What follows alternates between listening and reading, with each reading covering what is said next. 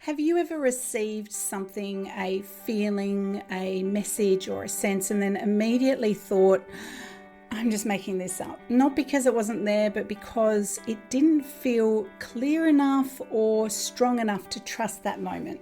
That's where most people disconnect, not because the connection isn't real, but because it doesn't feel convincing enough to follow.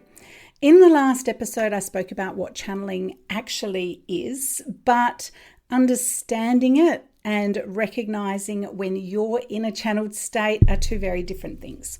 Because what I see again and again is that people think the problem is that they're not receiving anything, when in reality they are. They're just not trusting what's already naturally coming through.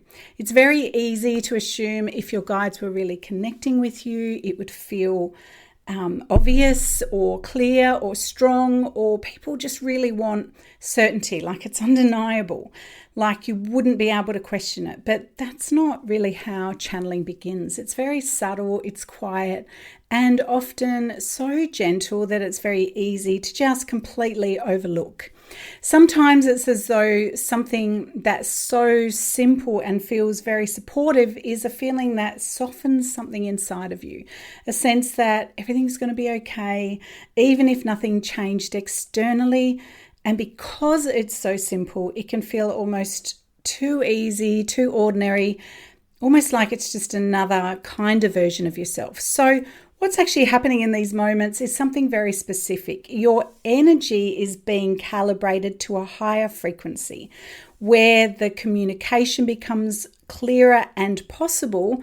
And if in the beginning when you're starting to open up, and if you dismiss those moments, you miss the very beginning of that special connection with your spirit team. There was a moment during a practice session with a friend that really shaped how I understood this. So at the time, we were just exploring, no pressure, no expectation. We really just showed up for the fun of it. No outcome that we were trying to create. Just aware that we both wanted to explore it, and we were there really for the experience. So I dropped into the session quite quickly. I became aware of a presence around us, and it felt like there were multiple beings in the room, almost like a team. I noticed them first, and then when I looked down, it felt like I had a scalpel in my hand, but it wasn't a physical one, a metaphysical one. So my reaction was an immediate pause in my body. I had a kind of internal no. It didn't feel like me. It didn't feel aligned to how I work or how I wanted to work. And what mattered really was how I felt, not necessarily what I was seeing. I just knew that I didn't like this. And then my awareness shifted to the friend who I was working with, and something just didn't feel right in my body. So I said very clearly, I'm not doing this. This isn't how I work. And even when I felt a response come back that my guide said it's just a tool, it's energetic, it's not going to cause any harm, I was worried about hurting her. I didn't have experience with it, didn't like the way it felt. So I said to my guides, I'm happy to work with the energy, but not like this. So in the moment I made that decision, that implement disappeared from my hand. And what happened next was far more aligned to how I usually work. So instead of being physical, like hands-on Reiki on the body, my awareness shifted like I was moving through her system layer by layer. I wasn't fixing anything. I wasn't removing anything. I wasn't trying to do anything. I was simply aware that I could feel my energy expand, aware of where energy wasn't flowing, and aware of where something felt heavy or stuck. So instead of trying to change it, I brought light into that area, which is how I work. So Reiki naturally clears out any blockages because we amplify light, and in that higher frequency we know the body heals itself, because I'm not there to fix, I'm not there to force anything. I'm there to support the body in a state where it naturally knows what it needs and how to heal itself. So as that happened, I could feel a shift, something moved through. It was subtle but clear. Energy began to move, so I could feel the heat. And it's it was a release. There was a release that she had, not because I did something to her, but because something within her was ready to let go. And all the while there was this sense of support. That presence that I initially saw in spirit was still there. It wasn't directing, not controlling, just kind of working alongside me.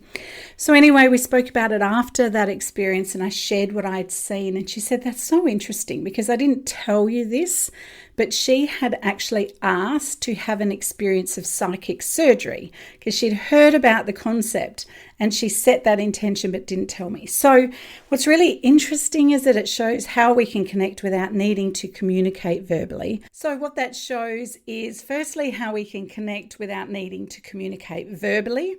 There was a telepathic connection, and it also shows how thoughts and intentions can be picked up on a very different level. But that's not really the part that I wanted to share today. That's not the part that mattered. What stayed with me, even when something is presented to you, is that you get to have a choice, okay?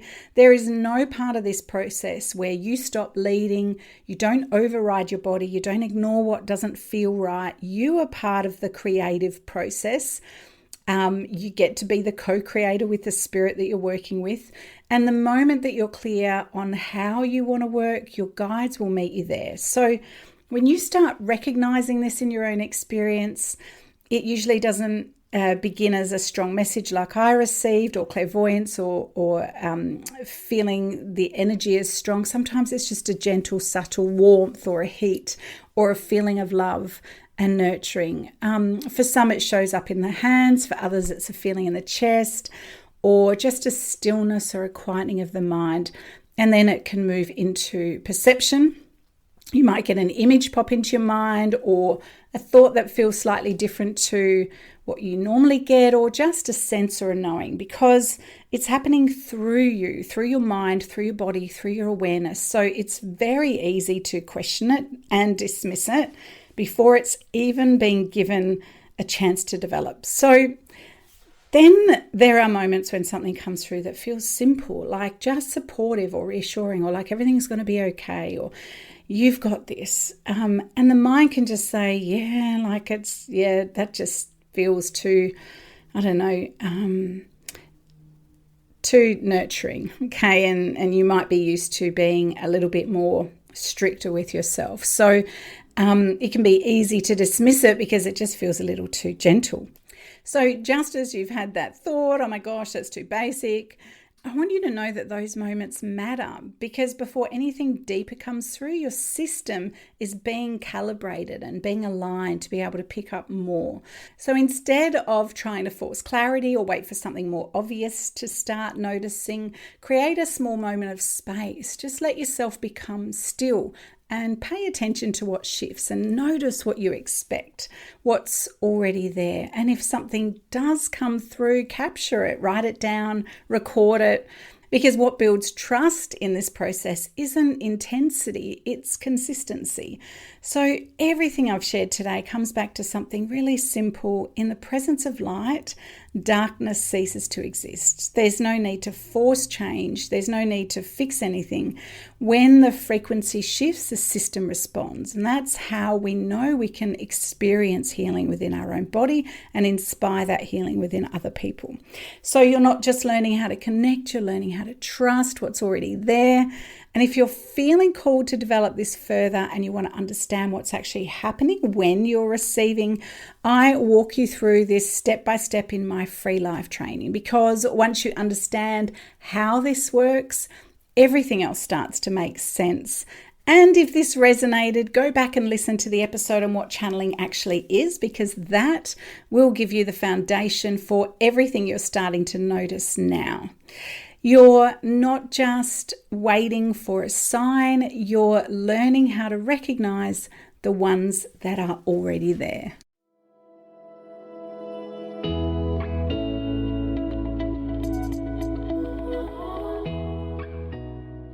I just wanted to say thanks for listening today. We know there are a lot of podcasts out there, and you took time out of your day to dive into this episode, and I want to say thank you so much. If you'd like to learn how to become a powerful psychic healer and spiritual teacher, head on over to intuitivereiki.online And you can get started by taking my free quiz and discover your unique psychic gifts. Plus, there's heaps of course information, and you'll access a really great bunch of really helpful tools to support you on your path. We really want to see you build a soul-led practice that creates abundance, builds confidence, and the freedom to serve in the way you were born to. Remember, the world needs your powerful and unique teaching. I'll see you in the next episode.